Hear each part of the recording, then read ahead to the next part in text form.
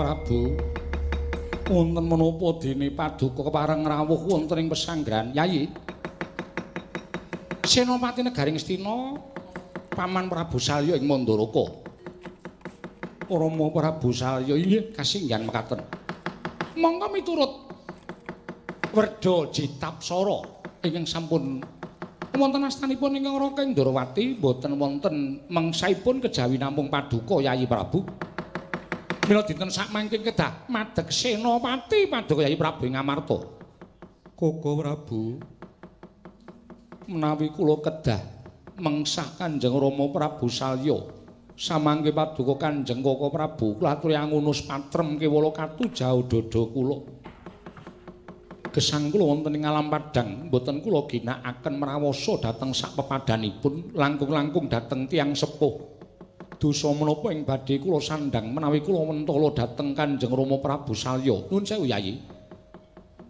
Menika sampun tumapak Bratayuda Jaya Binangun. Bratayuda kula mboten ngajengaken wonten ingkang kenceng adreng ngawontenaken Bratayuda kadang kula pun Werkudara kelawan Arjuna. Paduka tantu kemutan marambah makaping-kaping kula ngemutaken dhateng paduka Kanjeng Koko Prabu bilih Negaring Astina sampun ngantos tinebat sarana peperangan. Nadyan Pandhawa mboten pikantuk negari kula sampun trimah. Nuwun sewu Bratayuda menika jangkaning jagat ingkang jangka jagat sanes Puntadewa. Mila menawi wonten perkawis ing kados mekaten menika sampun ngantos nyambat dhateng pun Puntadewa kula aturi nyambat dhateng jagat raya menika. Ingkang mesthekaken para Jawata mestinipun paduka Kanjeng Koko Prabu mboten rawuh wonten ing pesanggrahan nanging kula aturi minggah wonten ing Kayiwangan murtah dhateng para dewa. Menawi Yayi mboten purun majeng wonten ing Mahabharatan Pandhawa mesti kawon kaliyan menang kula sagah nampi waton mriku dados kodrating Wang Mohanasa. Piye Petro? Go jajan mawon go. Lho kok jajan piye? Angel iki. Diwangsuli terus dikon maju perangan kok ora gelem.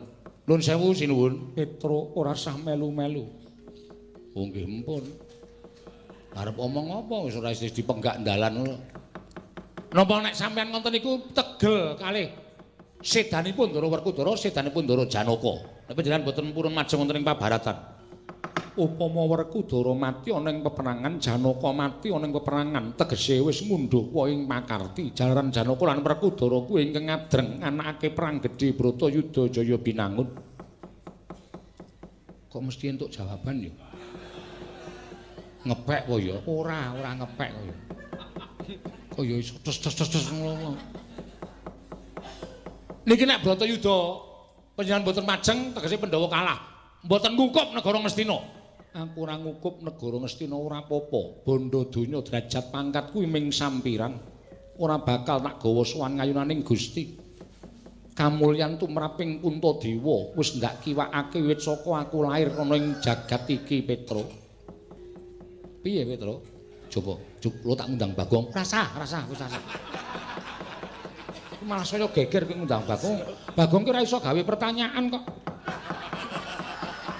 Bagong pertanyaan dijawab dhewe kok. Malah ngrekoso kowe iku. Ucap kacarita. Ing nganglang dirgantara. Lenggih. Sukmaning Sang Begawan Bagaspati nalika semanten seda disedani Sang Nara. Melihat pentas politik nasional dengan belajar dari wayang itu tentu barangkali berlebihan, tetapi sebagai satu tambahan wawasan yang lebih sublim itu saya kira juga ada maknanya, terutama terkait dengan posisi Mr. Prabowo as our Presiden, kemudian para purnawirawan jenderal itu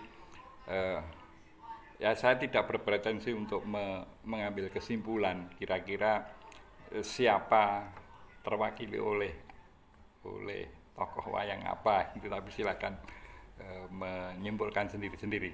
Tapi kalau melihat cuplikan wayang yang didalangi oleh Ki Sena Nugroho ini, ada satu yang menarik, yaitu dialog antara Prabu Kresna dan Puntadewa, di mana Prabu Kresna itu meminta Puntadewa untuk menghadapi Prabu Salya dalam perang Baratayuda, karena boleh dikatakan Prabu Salya ini tidak ada lawan yang bisa menandingi kecuali Prabu Puntadewa. Tetapi Prabu Puntadewa sudah mengukuhkan diri, menetapkan hati bahwa dia tidak akan dalam hidupnya tidak akan membunuh, begitu ya, apalagi terhadap orang tua, yaitu Prabu Salya. Nah, ini sangat menarik diplomasi yang dilakukan oleh Prabu Kresna terhadap Puntadewa ini ya, yang mengatakan bahwa kalau Prabu Puntadewa itu tidak mau jadi senopati perang, maka yang terjadi adalah kekalahan Pandawa atau Pendowo, gitu ya, karena ini tidak ada yang bisa menandingi Prabu Salya ini. Tapi jawaban Puntadewa adalah yaitu tadi, saya tidak akan membunuh siapapun, termasuk Prabu Salya ya, yang di mata Puntadewa adalah sebagai orang yang dituakan, gitu ya. Dan argumentasi yang dilontarkan oleh baik Kresna maupun Petruk di situ bahwa Puntadewa, Pandhawa akan kalah kalau Puntadewa tidak maju perang. Puntadewa pun mengatakan, menang dan kalah itu saya akan terima sebagai papesten atau kodrat yang harus saya terima dengan lapang hati. Dia mengingatkan bahwa